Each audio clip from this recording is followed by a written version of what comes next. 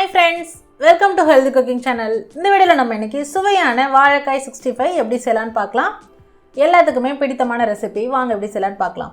65 செய்யறதுக்கு நல்ல காய் பதமா இருக்கக்கூடிய 2 வாழைக்காய் எடுத்துக்கோங்க. நல்லா கழுவிட்டு காம்பு பகுதியும் அடிப்பகுதியும் ஃபர்ஸ்ட் நீக்கிக்கோங்க. அடுத்ததா தோலை நம்ம பீலர் வச்சோ இல்ல கத்தியிலயோ நல்லா சீவி எடுத்துறலாம்.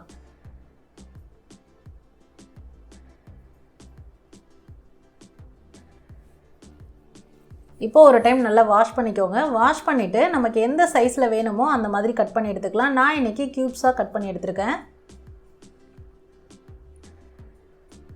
அதை ஒரு மிக்சிங் பவுலில் சேர்த்துக்கலாம். அடுத்ததாக இதுக்கு கார்ன்ஃப்ளவர் மாவு 2 டேபிள் ஸ்பூன், 1 டேபிள் ஸ்பூன் தனி மிளகாய் தூள், 1/4 டீஸ்பூன் மஞ்சள் தூள், 1/2 டீஸ்பூன் கரம் மசாலா, 1/2 டீஸ்பூன் தூள் உப்பு, 1 டேபிள் ஸ்பூன் இஞ்சி பூண்டு விழுது. அடுத்ததான் குட்டி எலுமிச்சம்பழத்தோட பாதி பழத்தோட ஜூஸ் மட்டும் சேர்த்துக்கலாம். இப்போ இது எல்லாத்தையும் சேர்த்து நல்லா கலந்து விடுங்க. மேக்ஸிமம் வாழைக்காய் இதில் நல்லா கோட் ஆயிரும். அப்படியே ட்ரையாக போடணும்னு நினைக்கிறவங்க ட்ரையாகவும் போடலாம். இல்லை அப்படின்னா லைட்டாக தண்ணி தெளித்து மசாலா இந்த அளவுக்கு ஓட்டுற அளவுக்கும் நீங்கள் கலக்கி போடலாம்.